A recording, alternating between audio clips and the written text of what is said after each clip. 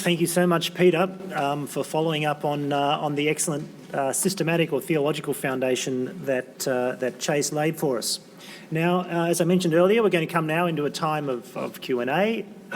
If you're either in the room and want to use Twitter, or most particularly if you're on live stream and you want to tweet your questions, there is the hashtag to use, C4CL, and we'll do our best to get at some of those questions asked in the gathering. The way we're going to do it is if you just like to raise your hand and ask a question, I'll briefly summarise it so we have it on tape and so the live streamers can all hear the question, and then either Pete or Chase will answer. Pete and Chase, why don't you come up here? If you want to direct your question particularly to one of them, say so. Doesn't mean the other one can't also chip in, but if you just have a general question, feel free just to make it generally, and we'll start up the back.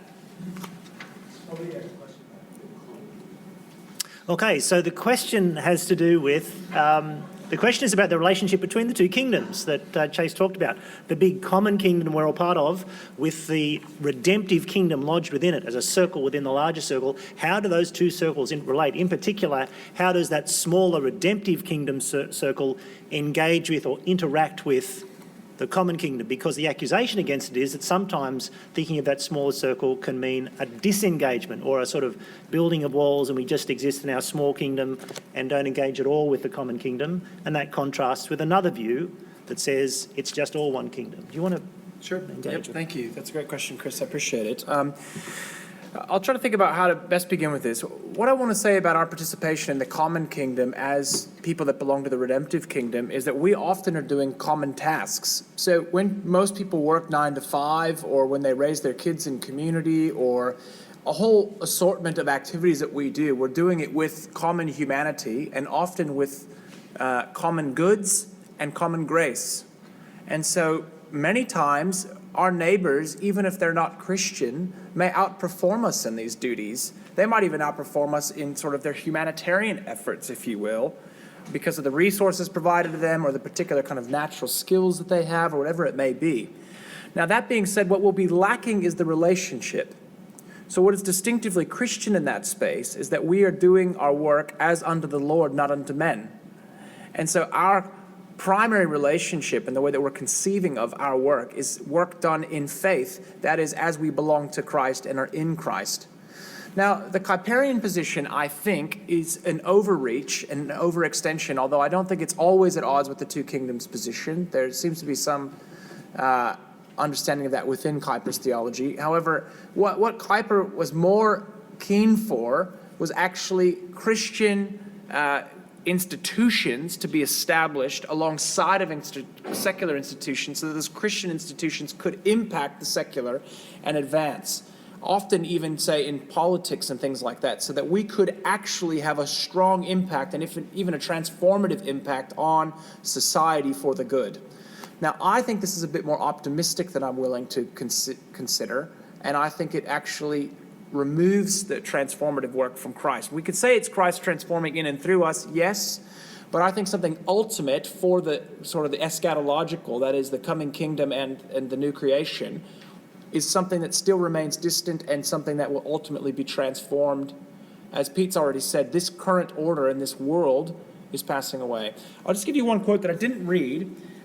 It says this. It says, our cultural activities like marriage and commerce are honorable. They have eternal consequences in that God will recognize our good deeds on the last day and give to us our due. But our cultural products themselves are not meant to endure to the world to come. They belong to the stuff of the present world.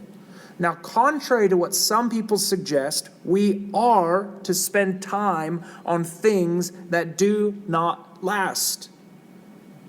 And the example is that we're like the Israelites in exile. Even though they know they're going to be going home from Babylon in 70 years, they're still meant to build homes and plant gardens because life goes on. And God has actually given us some good things, even common things to share with humanity and to participate in society. And I actually think that we will have a positive impact as Christians living under the Lord, but we ought not to be naive either and think that the world will necessarily welcome that. I think we'll still face a lot of antagonism. Okay, Pete wants to leave that one alone. Okay, other questions? Based on, James.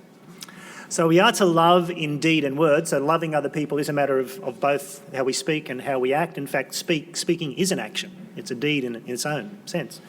How much speech and how much word? How do we work out the balance there, and when are we saying too much and when are we saying not enough? Is that the import of the question? I'll give Pete first bite. Can I be a bit cheeky and ask James if there's a question behind the question? So how much evangelism do you bring into your work? It would be one question, and that's in one sense impossible to answer, and involves wisdom. Involves knowledge of your workplace and how that's going to work out. I mean, you'll certainly be praying for your colleagues. You'll be looking for your opportunities, not to sort of make it too subjective, but it does depend on your personality. You might be the sort of person it's going to take you a while to build up that relationship so you can share the gospel with someone, or you might be the sort of person who on the first day of work has invited everyone to Christianity Explored. So I think I don't think I really have anything more to say than that. I'll just jump in for a moment. I often think that we assume that faithfulness means getting to Jesus as fast as we can, right? So when you go to get water at the cooler, whatever it is, I don't know if that actually happens in offices, right? But it does happen in The Office, if anybody's a fan of the show. I've seen every season multiple times over. They go to the water cooler, but when you're at the cooler or the bubbler or whatever, the tea room, is faithfulness just, beeline to Jesus, hey, I'm Chase Jesus, I think that's actually sometimes less helpful than we may actually think. And part of the encouragement of Paul in, say, 1 Thessalonians and in 2 Thessalonians is work hard, and in fact, work quietly. Don't depend on people in society in such that anything comes as a barrier to the gospel. So you're not meant to be that kind of agitator in society necessarily. You're actually meant to kind of live peaceably so that other opportunities can come from that peaceable, good citizenship, if you will. So I think we need to trust the Lord for these opportunities, to always be on the lookout for them, and take every opportunity as it comes prayerfully, asking the Lord for boldness like the apostles do in Acts 4, even when there may be opposition to us.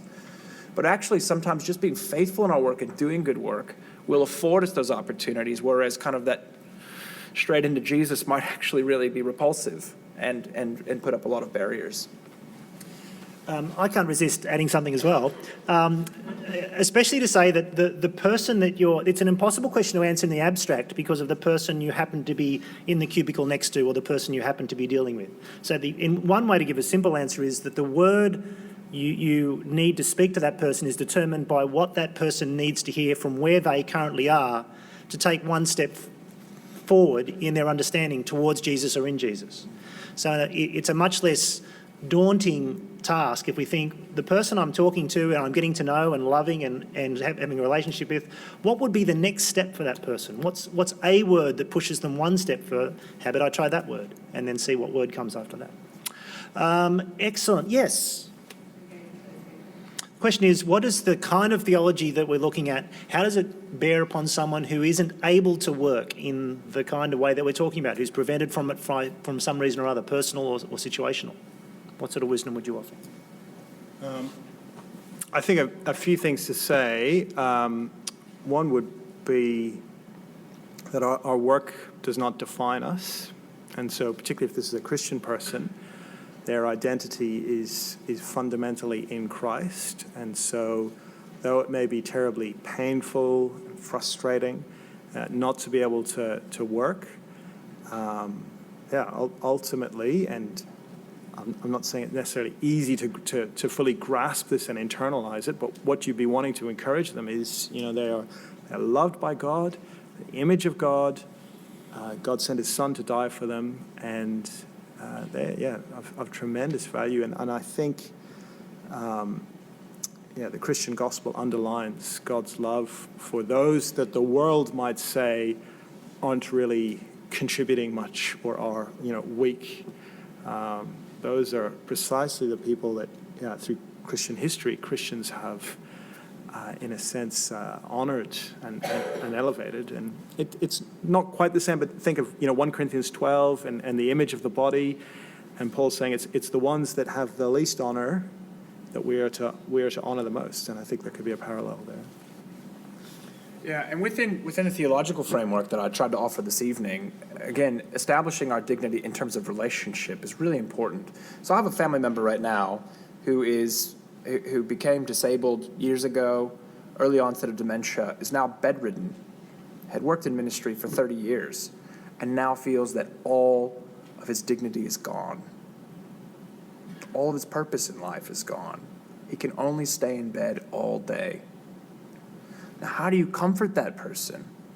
Well, I can't tell him, get to work, make yourself useful. Do you know what I tell him? You are loved by God, and you have a wonderful relationship with him, and that's something to be treasured even as you lay in this bed. And even when your mind fails from the dementia that you suffer, God still loves you, and that doesn't change because of your mental capacities and abilities. But actually, his love is still set upon you. And you're still dignified in that because you are his. So there's a relational element. And my encouragement to him is, even as you lay in this bed, think about how you relate to the Lord. Think about how you relate to the people that are coming and serving you at the bedside still. And again, this extends to all sorts of things, not just disabled people. I mean, what about a stay-at-home mom who feels like, all I'm doing is looking after, grody kids all day long, right? I'm changing nappies and I'm cleaning laundry all day long.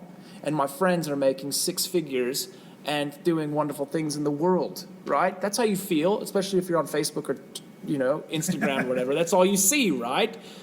But there's something honorable in that, because you're doing that work unto the Lord, in relationship with the Lord, and in love to those children, in raising them in the Lord. I mean, that is a very noble and wonderful thing that God has given us. So it's a highly relational thing, and I want to make sure that the relationship is what dignifies the work. Cool. Yep, at the back. Okay, so question one, part one, do we work in heaven? And if so, what does that look like? And part two, how is the concept of reward, and I assume you mean heavenly reward, in some way tied to work? Work considered generally? Do you mean tied to work in heaven or the work we do now? Like the work we do now. Yeah. That's right. Okay. Because of time, how about you do one question each? How about that? Do the first one? He wants to take the first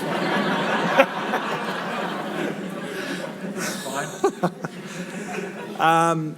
Will we work in heaven? The Bible doesn't tell us specifically, but the image of heaven, and I know you're using heaven as shorthand for kind of our eternal existence.